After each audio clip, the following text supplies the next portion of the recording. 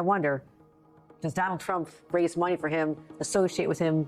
I gave him a chance to say whether or not Donald Trump was a great president, and he should have seen the list of accomplishments he ticked off in our debate. So Donald Trump's probably sizing him up, saying, boy, this guy could give me a pardon if he were the governor. Think about that. That is what I want to ask you about, because Lee Zeldin, most recently, especially in the New York City area, has kind of underplayed how close he is to Donald Trump. If he were to be elected governor, what would happen to the investigations into Trump businesses? Could they get derailed? Absolutely. Could Tish James get stopped?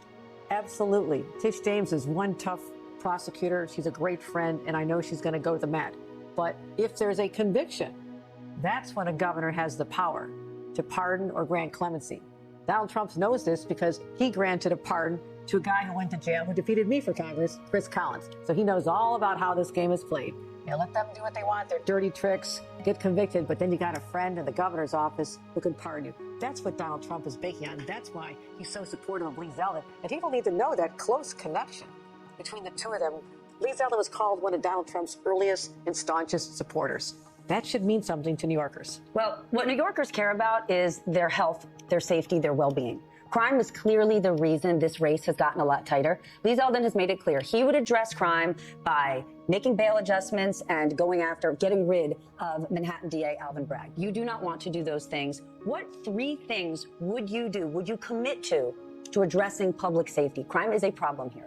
I'm so happy you asked me this because, first of all, he has no plan for crime. He says, What's yours? What's yours? What's yours? I'm already in the middle of executing our plan. Last January, in my State of the State address, January 5th, this is not an election conversion here. January 5th, you can go look at the records.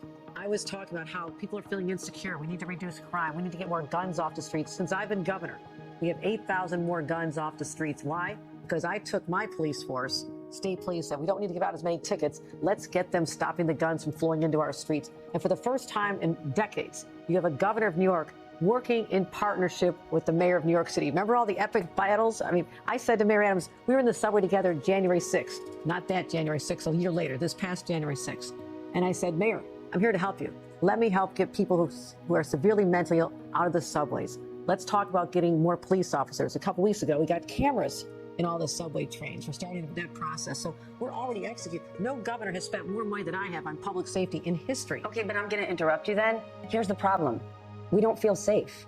You might be working closely with Mayor Adams. You may have spent a whole lot of money, but I walk into my pharmacy and everything is on lockdown because of shoplifters. I'm not going in the subway. People don't feel safe in this town. So you may have done these things, but right now we're not feeling good. We're worried we could be San Francisco. We'll never be San Francisco. Why? Because we are already making a difference. We already have homicides and shootings down dramatically from what they had been last year, dramatically. And that's the most heinous of all crimes. There are other crimes that are up. You know what's up most? Grand theft auto. Why? Because catalytic converters, because of the precious metals, are highly valuable.